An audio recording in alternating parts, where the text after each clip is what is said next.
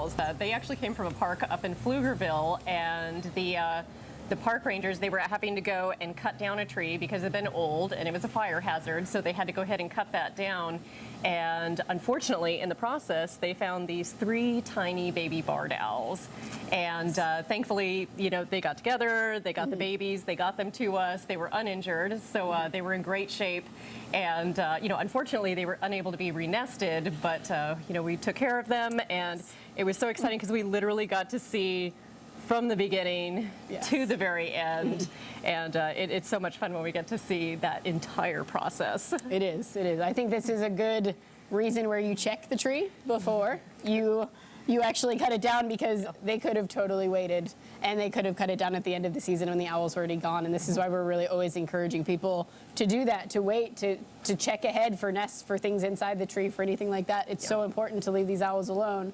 But we got to see them from the time they were the tiniest. They had so cute. I would say they had hatched within a week. Yeah. Oh, and, they were so tiny. And we got to watch them grow from the smallest little white fluff balls that looked a little alien-like. Yes. To they turned from aliens to owls. This is how they grow. To the most beautiful owls that they are now that we just watched fly away. Yeah. Birds of prey are probably one of our most high maintenance animals to take care of. And one of our most expensive. Most expensive by a lot, yes. Yeah, we calculate what they're eating, say three rats a day.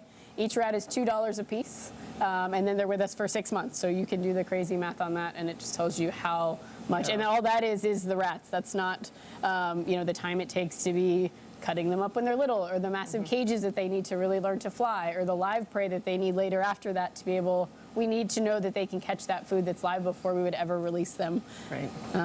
We know that doesn't sound like the best story. People don't want to hear that they're catching live stuff, but we're releasing these animals back into the wild. We have to know they can survive. Yeah, we do everything we can to set up, both prey and predators for success. And, part of setting those predators up for success is knowing that they are going to be successful hunters.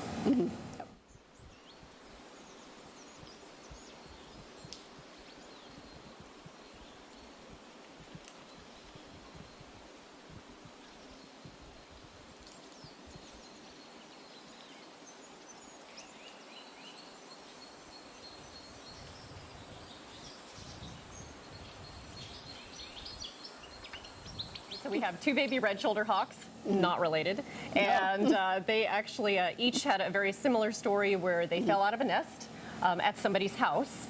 And so we had to go ahead and take those babies in. One baby was found on the ground, and the Good Samaritan brought him in to us. Unfortunately, some of the other siblings had passed on. So obviously, whatever was happening with that nest, was probably attacked by something, is our best guess. But, he was okay. So we were able to go ahead and take care of that baby. I'd say within a matter of days, in fact, another baby red shoulder was brought in. Similar situation. They make their nest like 20 feet high up in the tree. It's hard to re-nest one of those guys. Baby fell, and there was absolutely no sign of adults. They actually kept an eye on it for, several days to let us know if they saw adults coming back, because re-nesting, of course, is always an option. And they never sighted the parents again or any other babies. So there was no way to go and re-nest that one either. So, we were able to go ahead and raise these 2 together and release them together. Yes. So it's always a happy ending when they get to release together as well. Yep, and we love when we get the pairs in. We get 2 that, even if unrelated, we always worry that we don't want to raise something by itself. And so if we had that one for a while, we would have had to reach out to other rehabilitators and actually look for a place for that one to go. But since this one came in perfectly a few days later, we knew that we could raise them. They would be with each other. They wouldn't be paying attention to us as much, and it would not be imprinted in any way. We'd be able to release them.